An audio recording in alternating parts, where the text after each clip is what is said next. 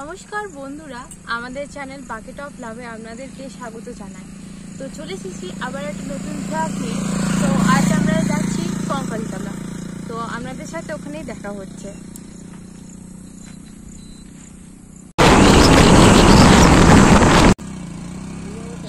এই কঙ্কালীতলা মন্দিরটি কোপাই নদীর তীরে অবস্থিত।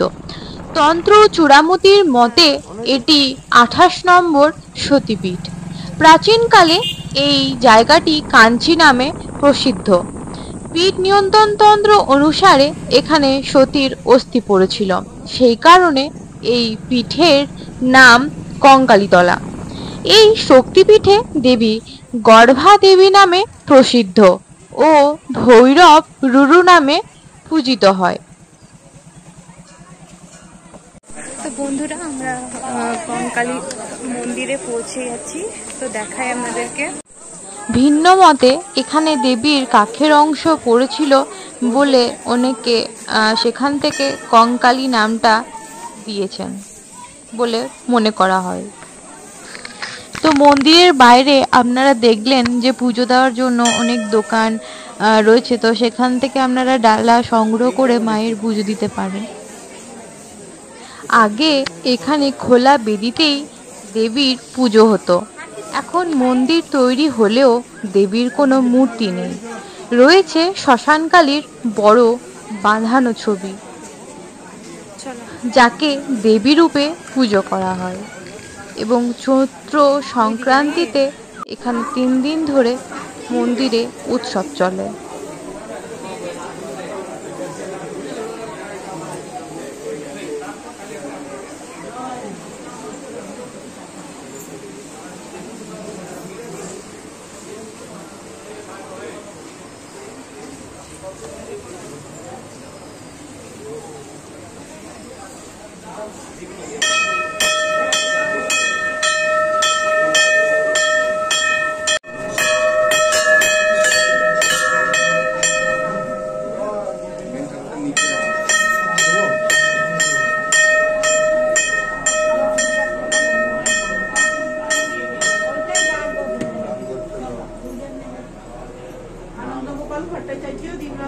দেবীর মন্দির সংলগ্ন এই কুণ্ডটিতে অনেক মাহাত্ম্য লুকিয়ে আছে।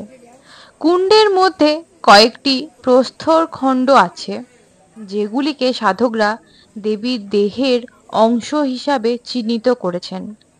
এই প্রস্তর খণ্ডগুলি 20 বছর অন্তর অন্তর কুণ্ড থেকে তোলা হয় এবং পরে পুজোর পর সেগুলিকে পুনরায় কুণ্ডের জলে ডুবিয়ে দেওয়া হয়। কথিত আছে কঙ্কালীতলার কুণ্ডের সঙ্গে কাশীর মণিকর্ণিকা ঘাটের সরাসরি সংযোগ আছে। কুণ্ড দর্শন করার পর আমরা চলে গিয়েছিলাম গঙ্গা আরতি দেখতে। তো গঙ্গা আরতি চলার সময় বেশ সুন্দর সুন্দর ব্যাকগ্রাউন্ডে গান চলছিল, কিন্তু কপিরাইট পড়ার জন্য সেগুলোকে আমরা কেটে দিই।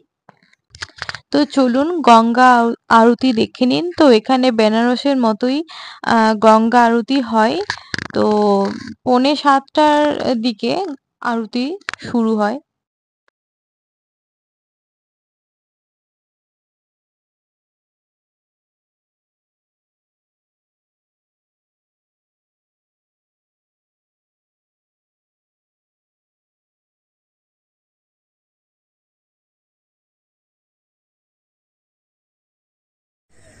वक्रतुंड महाकाय आर्येषु सर्वदा ओम सत्यपातक संहन्ति प्रियानं त्वा प्रियवति गुंहवामहे निधेनं त्वा निधिपति गुंहवामहे वसो मम ओम स्वस्ति न इन्द्राविदगवः स्वस्ति न पूषा विश्ववेदः स्वस्ति नस्ताक्षरीष्वनेमि स्वस्ति न बृहस्पतिर्दधातु ॐ स्वस्ति हरि ॐ शरणमवतु अविषये सन्नं भवतु बीतये भवतामपि सन्न्योर्नातव्या दीपहं प्रतिगीयता दीपं स्थापयामि दर्शयामि पूजयामि हम अग्निर्देवता तत्सत् हरिः ओम तत्सत्।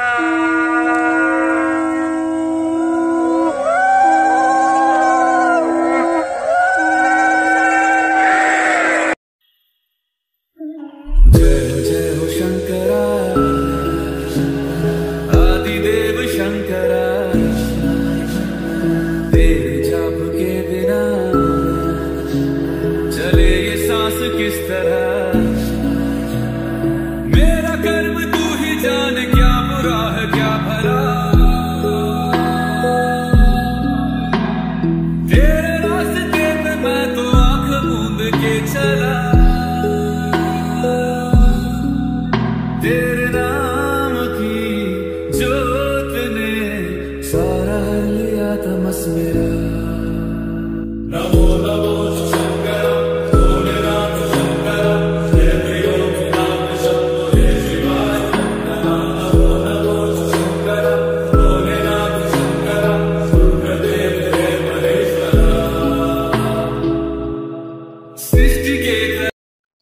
বাড়ি ফেরার সময় আমরা মন্দিরে বিয়ের কনের দর্শন পেয়েছিলাম। তো তারপরে মন্দির থেকে বেরিয়ে আমরা চলে গিয়েছিলাম কাঞ্চি মহাদেবের মন্দিরে। তো আমরা এখন চলে এসেছি শিব মন্দির। গৌড়বঙ্গের পাল বংশের রাজা প্রথম মহিপালের রাজত্বে কাঞ্চিরাজ রাজেন্দ্র চোল বীরভূমের এই জায়গা দখল করে নিয়েছিলেন এবং শিবভক্ত কাঞ্চিরাজই কোপাই নদীর ধারে প্রতিষ্ঠা করেছিলেন এই শিব মন্দির, যে কারণে এখানকার শিবলিঙ্গ কাঞ্চীশ্বর শিবলিঙ্গ নামে পরিচিত। শিব মন্দিরের পাশেই রয়েছে মহাশ্মশান ও পঞ্চবটী বন।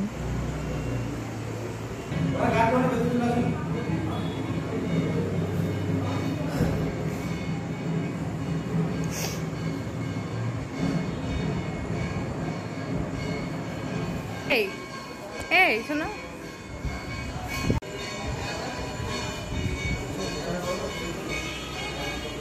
কাঞ্চীশ্বর শিবলিঙ্গ দর্শন করার পর আমরা চলে গিয়েছিলাম হনুমান মন্দির দর্শন করার জন্য। তো সেখানে গিয়ে দেখি যে আরতি চলছে, তো আমরা আরতি দেখার পর তারপর গেছিলাম আমার বরেরই এক কলিগের বাড়ি, অনিমেষ দাদের বাড়ি।